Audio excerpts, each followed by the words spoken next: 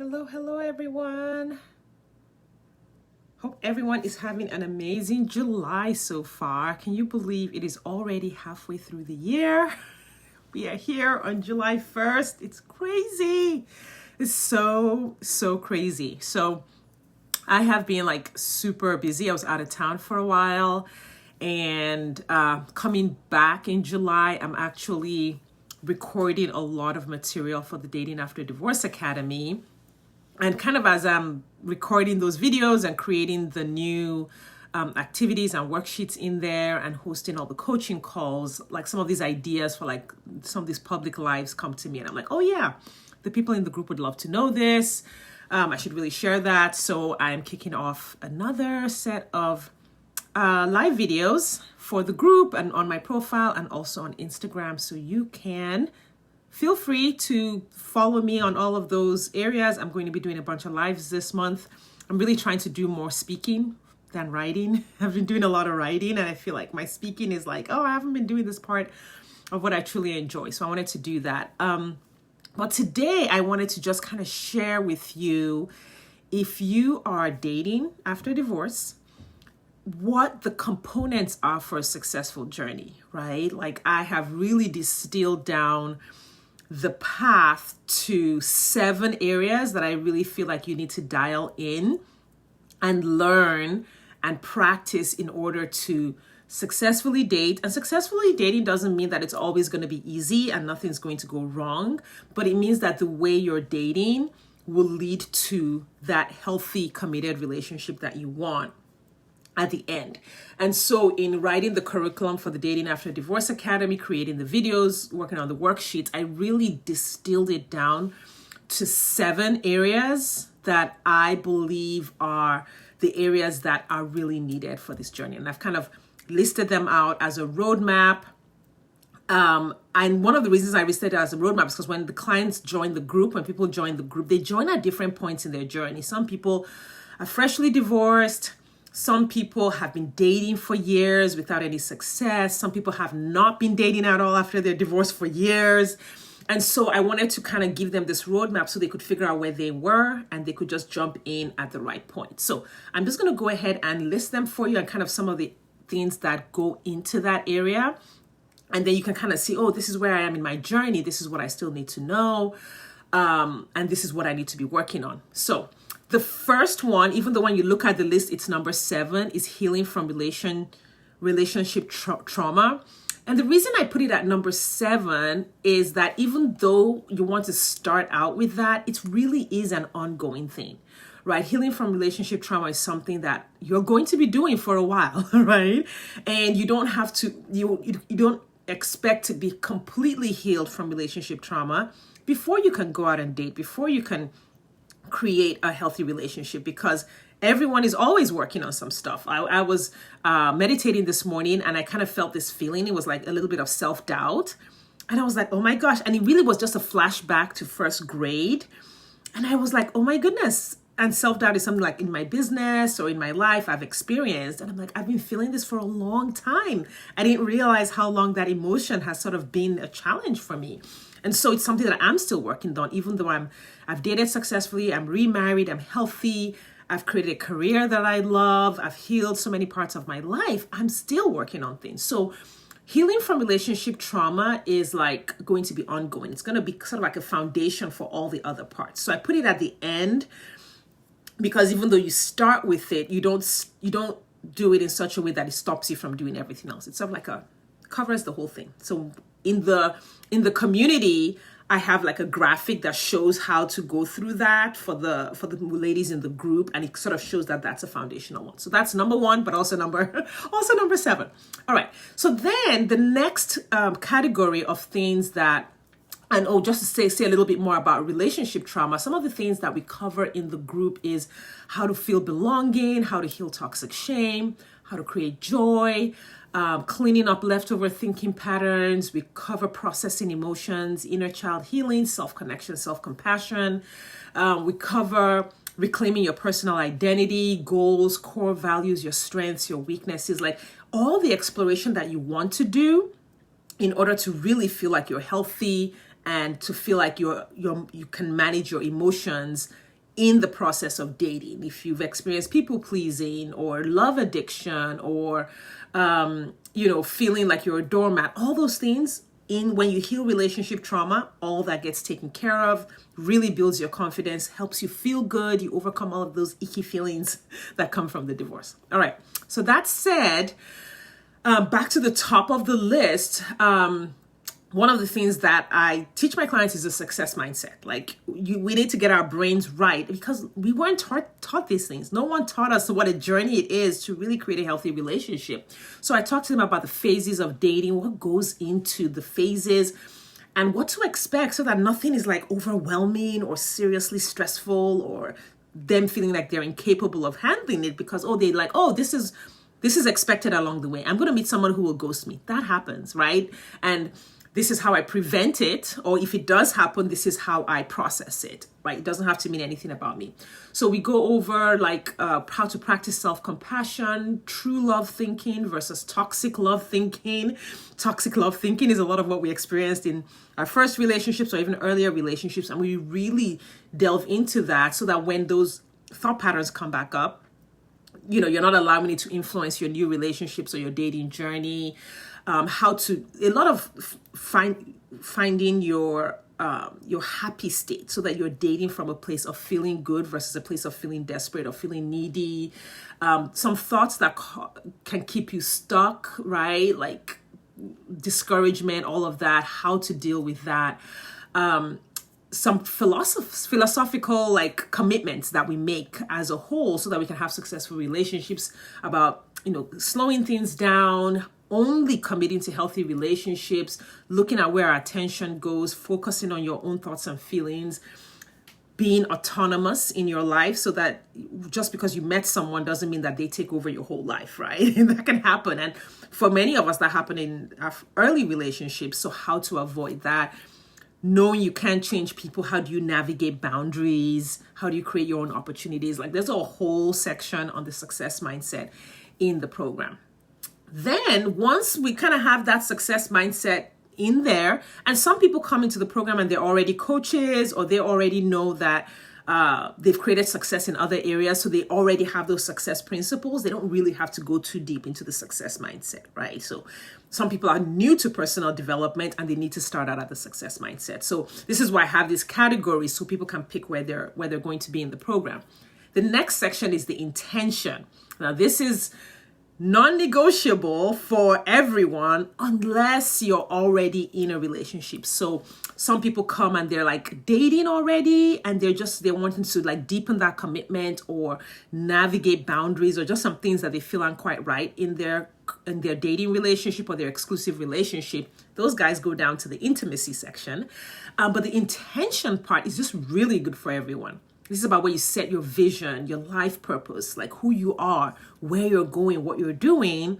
And when you know that, then you know the kind of person that you want to choose. A lot of times we flip it. We pick someone that we like, and then we try to take our life and shrink it to fit into who that person is. It's supposed to be the opposite, where you know where you're going in life and you already have that vision, and then you go out and find the partner who fits into that. So in the intention section is where we talk about deal breakers, and we talk about what you want, and we talk about what a healthy relationship looks like for you. We talk about relationship gates, how do you progress the relationship through a progression so that you can make a decision about each person. We talk about relationship milestones when you are exclusive with someone.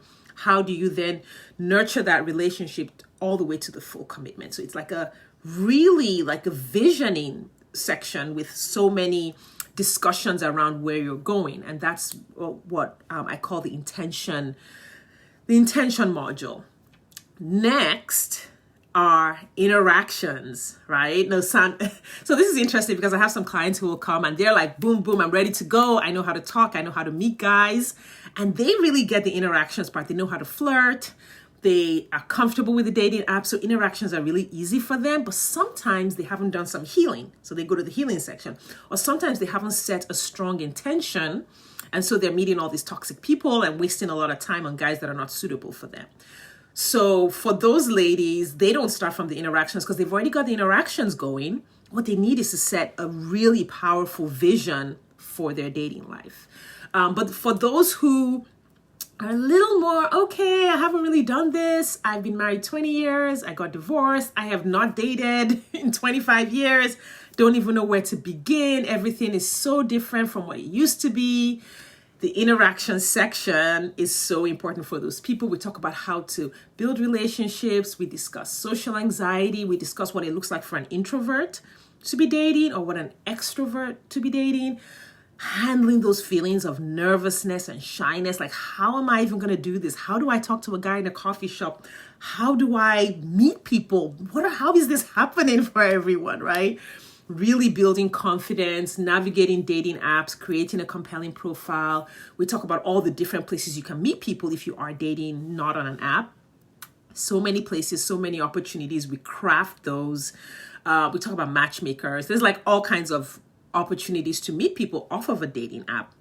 You can use a matchmaker. You can use your network, communities, events. Like we go all deep into that, and I give my clients a lot of resources in the program to do all of that.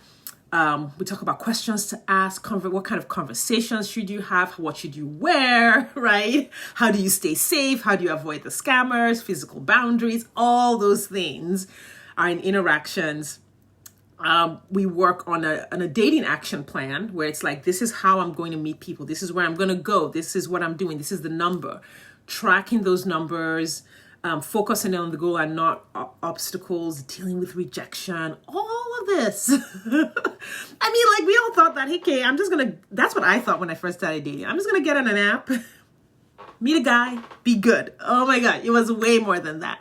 And so all of these things really played a role in my success in dating. So I've really tried to like lay it all out in detail so that whatever a person needs, they have it and they can get an education on it, ask questions, get feedback, get support. So the interaction section is so important. That's like the biggest part. That's the part that most people want. It's like, how exactly do I do this? Where exactly do I go? What do I say? What do I do when someone says this? All of that is in the interaction section of the program.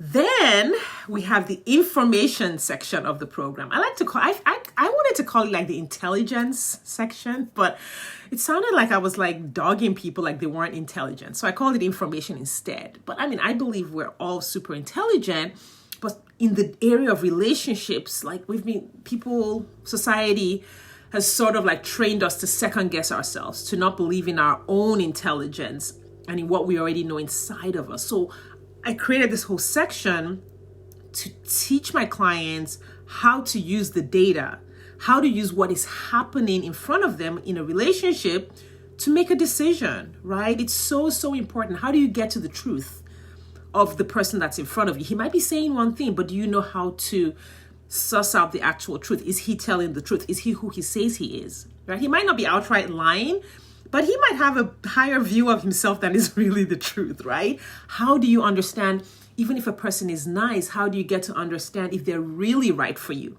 Like everything might look good. How do you get to be sure that this is really good for you, right? How do you evaluate red flags without delving too much and like sitting in the red flag mode? Sometimes we're like in red flag mode all the time.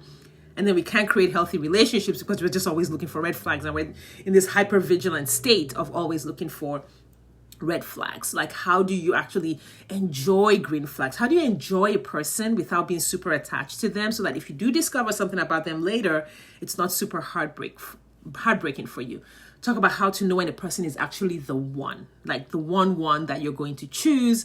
We use evaluation worksheets to really evaluate each guy. So the information section is like, it's like the toughest section because at that point when you're evaluating someone, at that point you're already getting to like the person, you're making friends with the person. And so there's a lot of discomfort in the evaluation section, but it's so, so, so needed so that you're not wasting your time and you're not getting attached. And then you're making the best choices for you and your children if you have children. So that's the information part of the roadmap.